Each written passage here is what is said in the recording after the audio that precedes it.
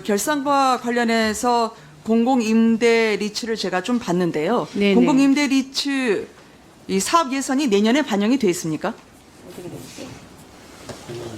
제가 안 됐습니다. 예, 왜 안 돼 있을까요? 10년 임대죠. 10년 임대를 이제 더 이상 하지 않기 때문에요. 예. 그게 노무현 정부부터 서민 주거 안정을 위해서 추진했던 사업이고 아까 공공임대는 주민 만족도가 높다는데 왜 안 하시는 겁니까? 공공임대 중에서 의원님께서 잘 아시겠지만 10년 임대 후 분양의 경우에는 그것을 둘러싼 논란이 너무 커서 제도의 실효성에 있어서 문제가 있다고 생각을 합니다. 그래서 그 논란을 키운 것은 서민들이 아니었다고 생각합니다. 결국 이 정부가 추진했고 문 대통령이 약속했던 10년 공공임대 아파트인데요.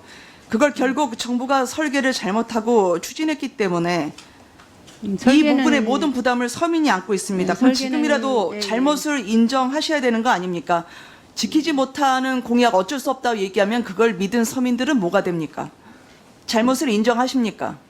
설계는 이미 10여 년 전에 설계가 이루어져서 노무현 정부 때 했던 겁니다. 예, 그때부터 쭉 진행이 되어 왔었고요. 그럼 노무현 정부 때 설계를 잘못한 예, 겁니까? 뭐 그거는 뭐 어느 정부에 시작을 했던지 간에 10여 년 전에 그게 설계가 돼서 쭉 운영되어 왔었는데 그러면 지금 10년 공공임대에서 거주하고 계신 분들에게 합당한 대책을 만드는 게 정부의 당연한 도리 아닐까요? 네, 정부에서 여러 번 대책을 낸 걸로 알고 그래서 다른 지역 판교를 포함해서 다른 지역에서 10년 후 임대 후 분양이 진행 중에 있는 것으로 알고 있습니다. 예. 아, 그건 다른 분들이고 현재 10년 공공임대에 대한 주민분들에게 사과를 하시고 잘못을 인정하실 의향이 없으십니까?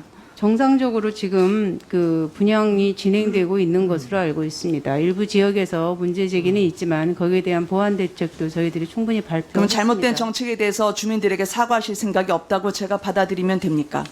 이것은 뭐 사과의 문제가 없다고 아니고 제가 받아들이면 지금 됩니까? 살고 있는 분들의 어려움들을 뭐 사과의 문제가 저희들이 아니고 덜어주기 위해서 충분히 노력해 네. 왔다고 생각합니다. 아까 장관님 그 진인 조은산이라는 분의 글에서 장관님을 뭐라고 표현하고 계신지 아시나요? 아직 읽어보시지 않았다고 들었습니다만. 읽어보지 않았습니다. 예. 네. 왜 그런 글이 나와서 장관님께 어떤 말을 하고 싶어서 그런 글을 썼을까요? 저 읽어보지 않아서 잘 모르겠습니다. 네. 지금 청와대의 뉴 노멀이라고 하는 차관 선임 기준을 아십니까? 모르겠습니다. 예. 1주택자입니다. 1주택자를 지금 청와대에 정부 인사를 뽑을 때에 전문성도 아닌 1주택자로 국민들에게 희화되고 있는 게 지금 조은산 글에서 나왔던 건데요.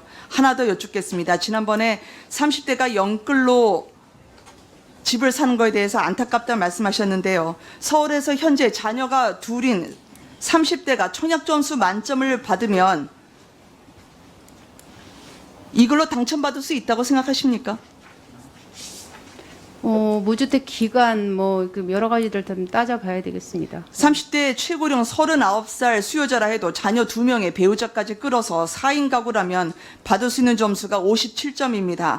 지금 현재 서울에서 분양한 아파트 당첨된 분들의 최저 청약 가격 가점 얼마인지 아시나요? 네, 그래서 저희가 지금 8사 대책이나 이런 걸 통해서 공급 대책을 많이 발표를 해드렸고요. 그리고 3기 신도시를 비롯해서 다양한 예. 선택의 3기 신도시는 여지들이 지난번에 있다고 말씀 생각을 주셨는데 합니다. 예. 지금 30대가 모든 걸 다 끌어모아도 청약 가점을 채우지 못합니다. 이제 내 집 마련의 꿈을 이루려면 오로지 매수밖에 없는 건데 정부의 정책 실패를 왜 청년들에게 떠넘기십니까? 제가 이 영끌 떠넘기는 거 안타깝다고 아닙니다. 예. 아니요, 지난번에 일부가 분명히 투기꾼이라고 말씀을 하셨고요. 미래가 두려워서 내 자녀를 위해서 집을 사는 청년들의 꿈이 이게 왜 투기로 몰아붙여져야 됩니까? 가점 절대 못 채웁니다. 지금 청년들이. 그럼 집을 살 수밖에 없습니다. 그럼 이 부분에 대해서 영끌로 안타깝다는 말씀한 부분에 대해서는 적어도 유감 표명은 있으셔야 되지 않을까요? 저는 의원님 말씀이 좀 이해가 안 되고요.